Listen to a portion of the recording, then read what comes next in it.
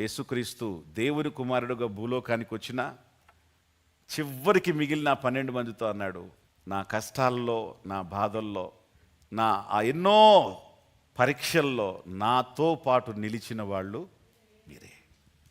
వేల మంది నా దగ్గరకు వచ్చారు, వేల మంది రొట్టెలు తిన్నారు, వేల మంది చేపలు తిన్నారు, నన్ను గణపరిచారు, నా అద్భుతాలు చూశారు, నా కార్యాలు చూశారు, నా మాటలు విన్నారు, నన్ను వెంబడించారు, ఊర్లు ఊర్లు ఊర్లు నా వెనకాల వచ్చారు.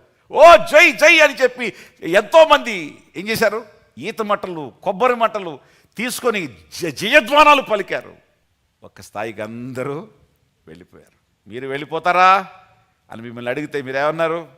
నిత్య జీవపు మాటలు కలిగిన నీ దగ్గర నుంచి మేమెట్లా వెళ్ళిపోతామయ్యా. వాడికేమో దెయ్యం పట్టిన మాటలని అర్థమైనవి అంట, వీళ్ళకేమో నిత్య జీవపు మాటలని అర్థమైనవి అంట.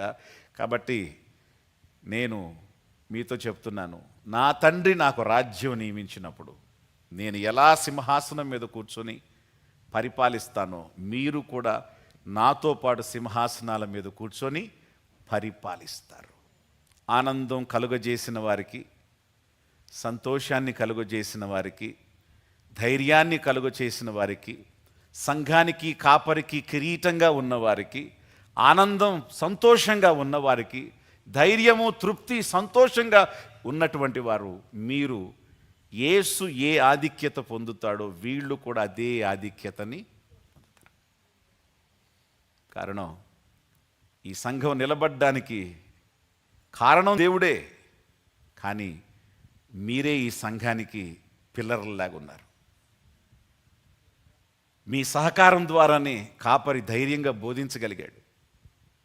మీరిచ్చే సహకారం ద్వారానే కాపరి జీవితం ముందుకెళ్ళింది. ఈ ప్రత్యక్షతలు చెప్పాలంటే, ఈ వాక్యాలు చెప్పాలంటే, ఈ విధంగా ఆయుష్తో మీకు బోధించాలి అని అంటే కాపరికి కావలసిన దాన్ని చేసి, మీ యొక్క కానుకతో కావచ్చు, మీ ప్రార్థనతో కావచ్చు, మీ మోరల్ సపోర్ట్తో కావచ్చు, కాపరికి ధైర్యాన్ని కలిగించిన వాళ్ళు మీరయ్యారు. మీ ఇచ్చిన సపోర్ట్ ద్వారా ఈరోజు అనేక మంది రక్షించబడ్డారు. కాబట్టి దానికి కారణం మీరు కాదా? ఇది కాపరి ఒక్కడిది కాదు, ఇది కాపరిని నిలబెట్టినటువంటి పిల్లర్స్ ఉన్నాయి కొన్ని. దేవునికి స్తోత్రం, హల్లెలూయా. కాబట్టి ఈ రోజున ప్రతి విశ్వాసి, మీరు చర్చిలో ఉన్నా, బయట నుంచి వింటున్నా, ఏ విధంగా ఉన్నా, దేవుని సంఘంలో మీరు ఎదుగుతున్నటువంటి మీ సంఘంలో నా పాత్ర ఏంటి? ప్రభువా, నేను ఎలా ఉన్నాను? నీకు ఒక సంతోషంగా ఉన్నానా? నీకు ఒక బాధగా ఉన్నానా? నీకు ఒక ఆనందాన్ని కలిగించే వ్యక్తిగా ఉన్నానా? నీకు ఏదైనా సపోర్ట్ చేసే వ్యక్తిగా ఉన్నానా? లేదా డిస్కరేజ్ చేసే వ్యక్తిగా ఉన్నానా? ప్రభువా, నన్ను ఒక్కసారి జ్ఞాపకం చేసుకో అని ప్రభువు దగ్గర ఈరోజు మీరేమిటో మీరు చూసి, మీరు గుర్తించి, మీరు గమనించి, మీరు ప్రార్థన చేసుకోండి.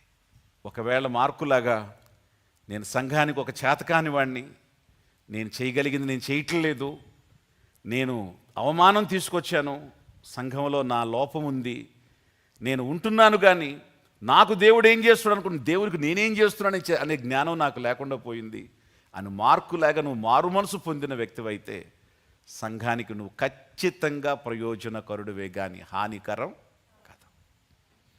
ఒకరోజు శిష్యులు ఎట్లా పొగడబడ్డారో, పౌలు చేత యోహాను, మార్కు ఎలా పొగడబడ్డాడో మీరు కూడా సంఘం చేత అభినందించబడతారు. ఈ సహోదరుని ప్రార్థన వలన, ఈ సిస్టర్ యొక్క ప్రోత్సహించిన మాటల వలన, ఆమె పలకరించిన పలకరింపు వలన, వాళ్ళు చేసిన చిన్న సహకారం వలన ఈరోజు దేవుని ప్రేమేంటో నేను తెలుసుకున్నానండి అని మీ గురించి 10 మంది చెప్తారు.